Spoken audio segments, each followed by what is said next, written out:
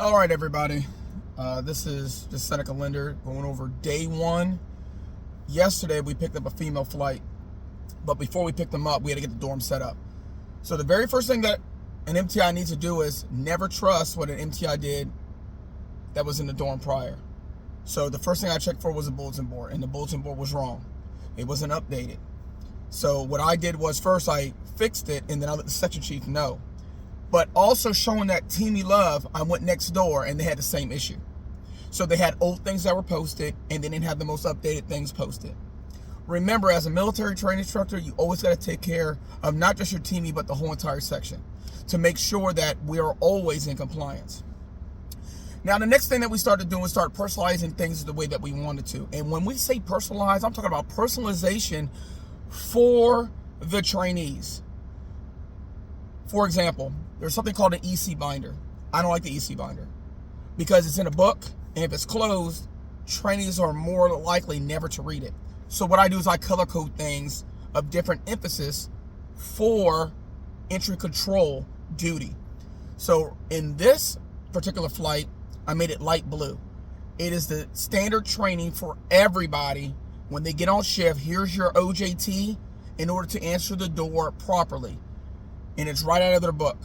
And it's right out of their iPads. So all they have to do is verify it on their iPads if they want to, but trust and verify that that light blue stuff that I have posted up there is for their benefit, and it leaves them to have no excuse why they can't be competent when they answer that door.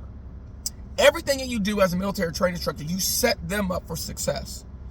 A lot of times we have a tendency to be like, I'm going to inflict fear, and if they don't listen to me, I'm going to give them a bad day. You are their first supervisor.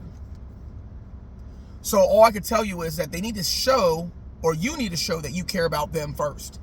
You need to show your loyalty to them first. You have to give them a chance to fail in order to succeed early, not later, because making failures later in training becomes more detrimental.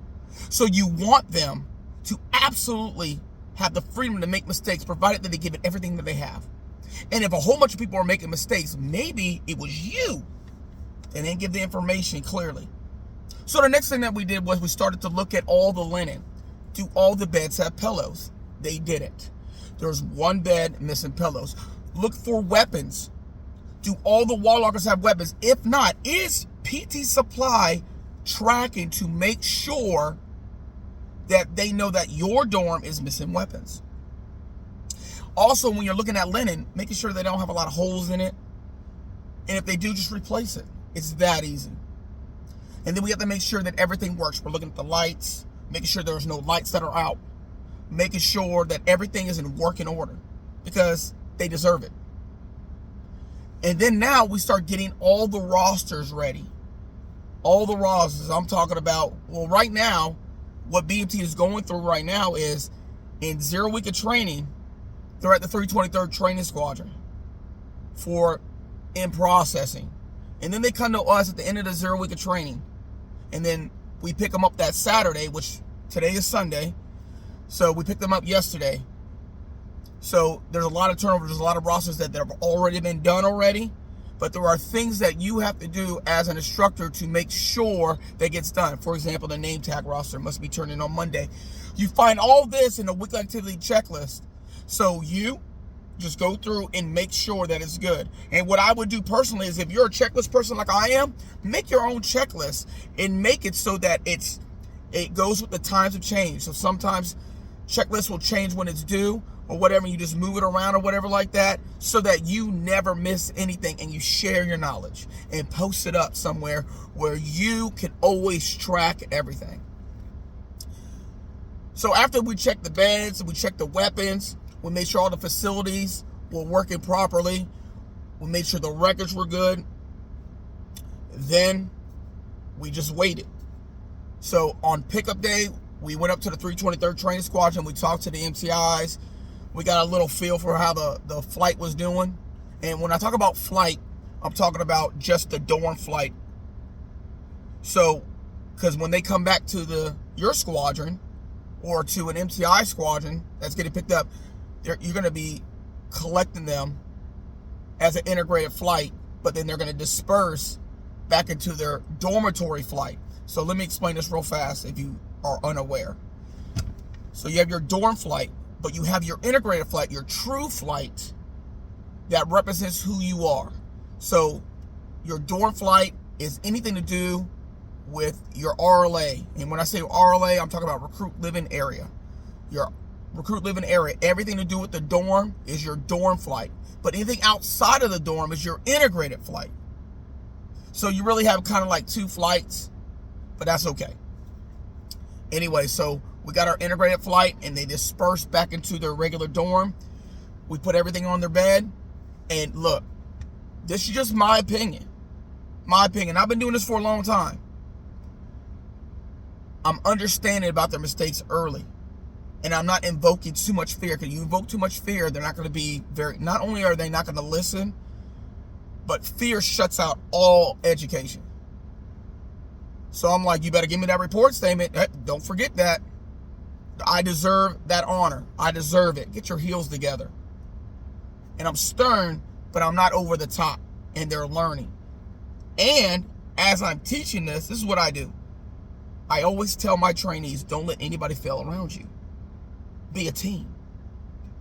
When you're doing this and everybody's making corrections on everybody, and they do it early, they're not going to be offended in the third, fourth week of training. Because they're already used to being corrected by everybody else.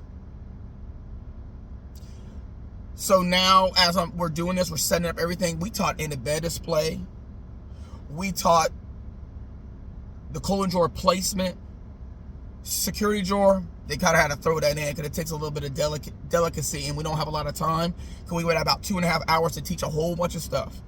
So just put your toiletries in your security drawer.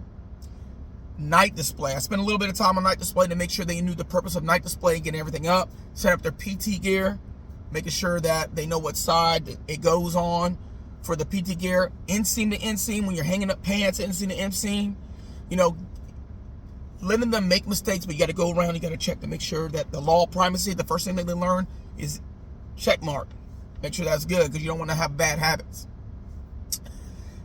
And then we taught them a little bit about EC and how to answer it. They weren't doing really documentation. Today we'll probably teach a little bit of documentation, and then that'll be it. So we handled a lot of stuff. Almost the entire RLA got set up. Wall locker, talking about evenly spaced in the correct order. They may not button every single button, but they understand that all buttons or they're displayed as worn when they're in the wall locker. They got all that already. I have a student right now, and his name, Staff Sergeant Tim Brock. And he took one bay, I took another bay, and we finished at the same time. It was a beautiful thing. It was a beautiful thing. And if he got lost, he could always listen to what I'm doing. But he finished about the same time. And we both noticed how things that we overlooked on that side, but we were on the same page, and it was great. So a little bit my thing about training is I'm always involved. Even though it might be considered his flight, I will not let him fail. And I will make sure that the information that he gives these trainees are tip top because they deserve our best. So even in our worst day, it still needs to be good enough for them to be successful. So he already knows the standard of what I want from him. And then we left. So what we do every night is we always give turnover. So we want to give thorough turnover what was covered. So unfortunately, our turnover instructor isn't part of our flight. It's like a floating instructor to give somebody like a day off or whatever like that. So that kind of throws a little monkey into the communication process. So we have a group chat of everybody in our week group so they know what we're doing. So everybody's getting the information. So hopefully he has access to that work group and he's invited to that. If not, it's not a big deal. So in a couple hours, I always go to the gym in the afternoon. When I have the afternoon shift, go to the gym and then hit it up, get a little pre-workout in me to make sure my mind get right. And then I go in there. It's first week of training. They're going to church or they're going to religious services or whatever you want to call it.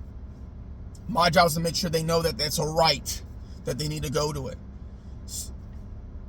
In conclusion to all this, you have to make sure that your trainees absolutely know that you're on their team. And they have to be loyal to you, because if they jack up, it makes you look bad. And I always say it like this. This is just me.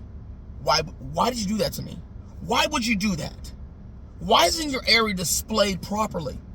If I didn't catch that, I would get in trouble. So what did I do to you so that you would do this to me and you make me have a bad day? And they're caught off guard because they don't realize that their product affects you. And it gives you even more reason to be angry. I ask you to be real with these trainees, because at the very end of the day, they're human beings, and some of them are broken lives. Some of them raped, sexually assaulted, parentless homes, grew up in a bad environment full of murder and crime. Some of them have seen death in front of their eyes. These are the people that are coming in to reset their lives, and you need to help lay a foundation of stability. That's your job as a military training instructor. Be the healing future of these young men and women that are going to be winning your freedom one day. All right, done talking. Hey, this is Master Sergeant Linder. I'll give you some updates on what we're going to be doing. Talk to you later. Peace out.